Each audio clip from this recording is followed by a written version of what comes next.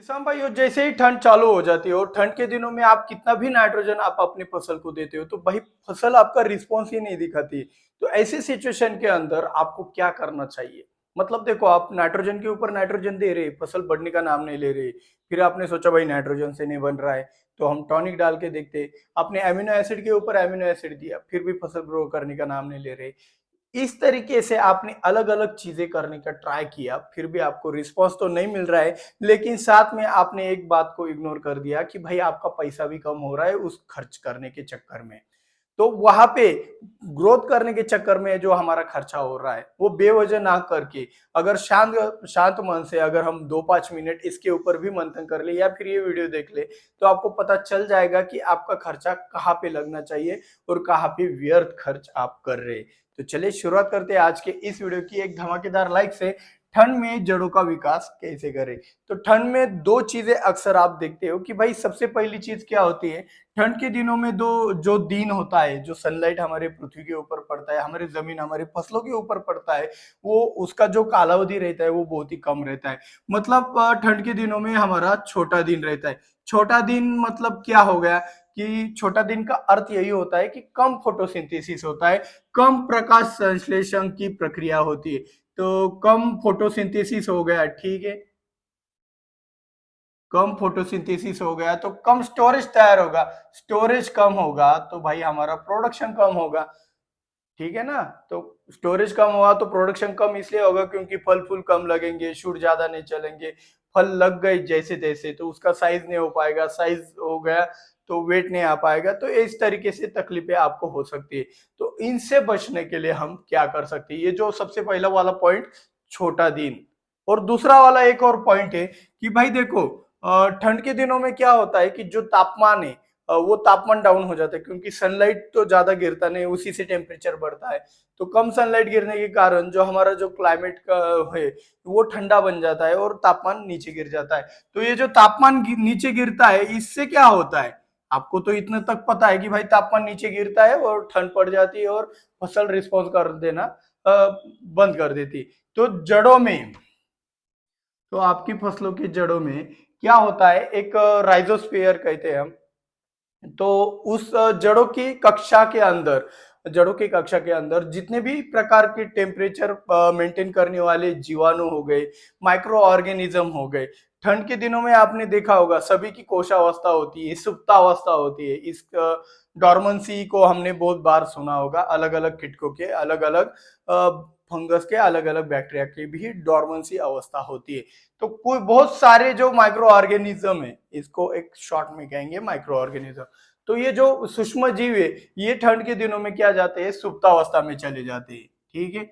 सुप्तावस्था में क्यों चले जाते हैं भाई? जितना कम टेम्परेचर होता है वो अपना एक्टिविटी बंद कर देते हैं और वहां पे जो उनके शरीर में से जो भी प्रक्रिया होती थी, नाइट्रोजन फिक्सेशन की, अलग अलग प्रकार के एसिड्स निकालने की, अलग अलग प्रकार से जमीन का पीएच डाउन करने की, उससे हमारे जड़ों का विकास बहुत अच्छे तरीके से होता था। तो अभी उस सूक्ष्म जीवों की जो भी प्रक्रिया है वो खत्म होने से या फिर उनका जो एक्टिविटी वो ज्यादा पावरफुल ना होने के कारण वहां पे क्या होता है, जड़ों का विकास अच्छे से नहीं हो पाता और हमारी फसल की जो भी ग्रोथ है वो कम हो जाती है। यहाँ पे आपको एक बात बता दूं कि आपने ऊपर कितना भी पौधे का विकास करने का सोचा ना, तो भाई वो नहीं हो पाएगा जब तक नीचे जड़ नहीं बढ़ेगी। क्योंकि एक फसल का एक नियम बताता हूँ, नेचर का एक नियम बताता हूँ कि नेचर में जितना पौधा नीचे की तरफ बढ़ता है उतना ही पौधा ऊपर की तरफ बढ़ता है। अगर जड़ नीचे की तरफ नहीं बढ़ सकती तो ऊपर पौधा नहीं बढ़ेगा।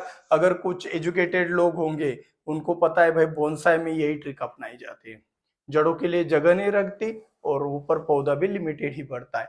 तो यही तकनीक हमारे फसल के अंदर भी हो जाती है।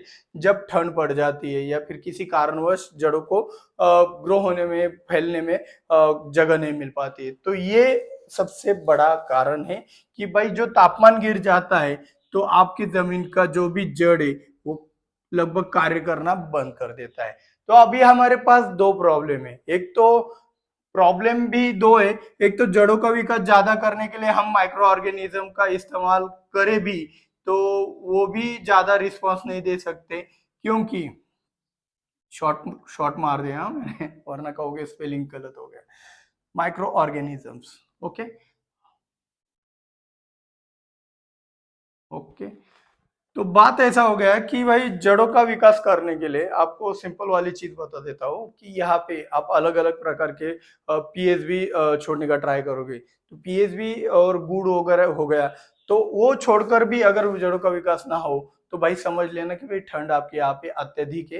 तो यहाँ पे आपको अगर ऐसे बैक्टीरिया का, ऐसे फंगस का इस्तेमाल भी करना है, तो एक तकनीक में बता देता हूँ, उसका इस्तेमाल करोगे तो आपको बहुत ही अच्छा फायदा होगा। हो सके तो हो सके तो ये जड़ों में तापमान बढ़ाने के लिए, अभी हम तापमान के ऊपर सॉल्यूशन लेंगे फिर इसके ऊपर आएंगे। तो पहले तापमान के ऊपर सॉल्यूशन पाने के लिए आपको क्या करना है, ये जो भी आपका फसल है इसके अंदर आपको मल्चिंग पेपर लगाना ही लगाना है। अभी मल्चिंग पेपर से क्या फायदा होगा, तो मल्चिंग पेपर से फायदा ये होगा कि आपके जो भी एक जड़ों की कक्षा में जो टेम्परेचर है, वो तापमान है, वो अत्यधिक होगा। आपने प्लास्टिक के अंदर हाथ रखा तो आपको पता है कि आपका हाथ गर्म होने लगता है। तो उसी तरीके का तकनीक हम इस अपने फसल के अंदर करने वाले। हो सके जिन फसलों के अंदर पॉसिबल है उन फसलों के अंदर मल्चिंग पेपर का इस्तेमाल करें, जिससे क्या होगा, जमीन के अंदर आपको एक्स्ट्रा खर्च करना ही ना पड़े कि भाई तापमान बढ़ाने के लिए मुझे ये करना पड़ेगा, वो करना पड़ेगा। नेचुरली आपका टेम्परेचर बढ़ जाएगा। बहुत ही अच्छा तरीका है। ये सबसे पहला तरीका हमने बताया। फिर ये हो गया तो आप गुड़ का भी इस्तेमाल कर सकते हैं। गुड़ हो गया, फिर इन्हीं माइक्रो ऑर्गेनिज्म को बढ़ाने के लिए आप ग्लूकोन डी का भी इस्तेमाल कर सकते हैं। ठीक है ना।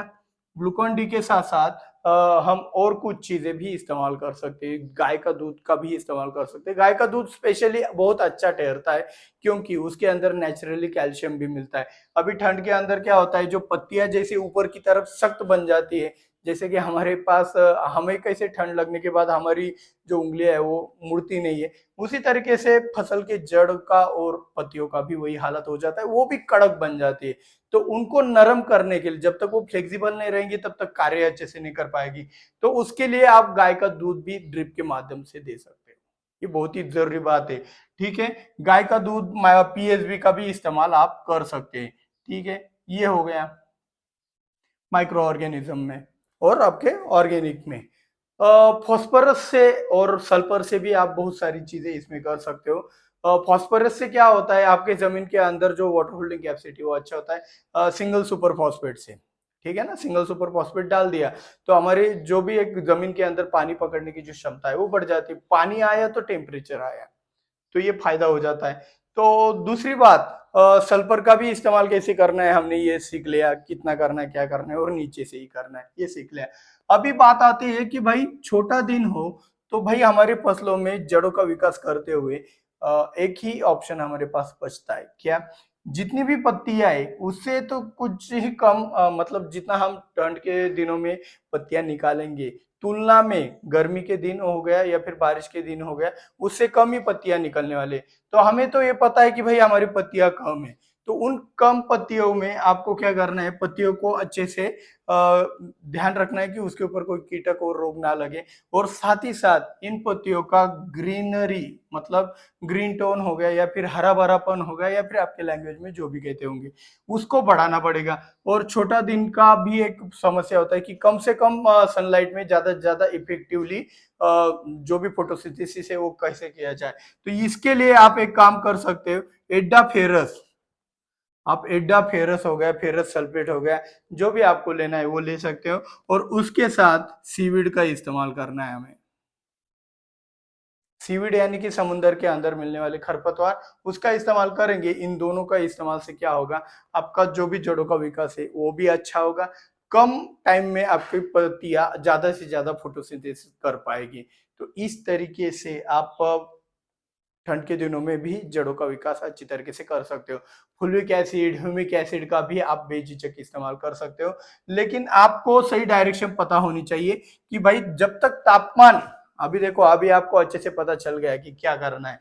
जब तक मल्चिंग पेपर नहीं होगा माइक्रो ऑर्गेनिज्म काम नहीं करेंगे, माइक्रो ऑर्गेनिज्म नहीं रहेंगे तब तक भाई आपका न्यूट्रिएंट का अपटेक नहीं होगा। फॉस्फोरस हो गया भाई, ये फॉस्फोरस वगैरह, सल्फर वगैरह हो गया, इसका कन्वर्जन करते हैं जो पौधे को लगता है। अभी देखो जैसे नाइट्रेट, नाइट्रोजन को नाइट्रेट फॉर्म में ही फसल उठाती है, तो हम तो अमाइड डालते हैं या फिर हम अमोनिकल नत्र डालते हैं, तो फसल नाइट्रेट कैसे उठाती है, तो भाई जो सूक्ष्म जीव रहते हैं वो कन्वर्जन करते हैं वो नाइट्रेट फॉर्म में।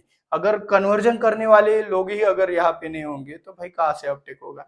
तो उसी तरीके से हर एक न्यूट्रिएंट के लिए अलग अलग सूक्ष्म जीव हमारे जमीन में मौजूद है। तो उसके लिए ही जब तक माइक्रो ऑर्गेनिज्म डेवलप नहीं होंगे तब तक आपका कोई भी न्यूट्रिएंट काम नहीं करेगा, ये आपको ध्यान में रखना है। माइक्रो ऑर्गेनिज्म कब डेवलप होंगे? टेम्परेचर बढ़ने के बाद। टेम्परेचर बढ़ाने के लिए सबसे आसान तरीका मल्चिंग पेपर। अगर मल्चिंग पेपर ना हो तो क्या करें, ये वाला चीज आ जाता है। तो आप ह्यूमिक एसिड का इस्तेमाल करें। खुले पानी में से भी आप ह्यूमिक एसिड देते हो तो अच्छा रहता है। थोड़ा काला रंग आने से, मतलब देखो आपके ह्यूमिक एसिड को काला रंग होता है। काले रंग की एक विशेषता बताता हूँ कि जब आप खुले पानी से ह्यूमिक एसिड दोगे तो ऊपर के लेयर में भी आपको काला काला रंग दिखाई देगा। काला रंग जो भी एक टेम्परेचर है उसको सोख लेता है। तो आपके पास भी कुछ जुगाड़ के तौर पर नेचुरल ब्लैक कलर हो, जैसे कि काला मेहंदी आता है, उस तरीके से बहुत साइंस है बॉस इसके पीछे। सिर्फ काले रंग को काला रंग मत समझिएगा। अगर आपके पास दो प्रकार की कार है, एक सफेद रंग वाली और काले रंग की, आप दोनों कार में बैठोगे बिना एसी के तो आपको पता चलेगा कि भाई कौन से कार में कितना गर्म होता है। तो यही वाला फंडा ये इधर भी काम करता है, कहीं पे भी काम करता है।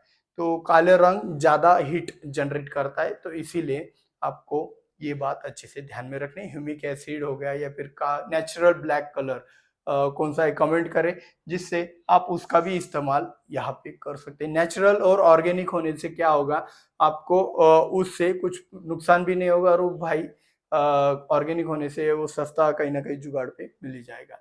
तो आज का वीडियो कैसा लगा, वीडियो को लाइक और चैनल को सब्सक्राइब करके कमेंट में जरूर बताना। और मिलते हैं अगले वीडियो में। जय जवान जय किसान।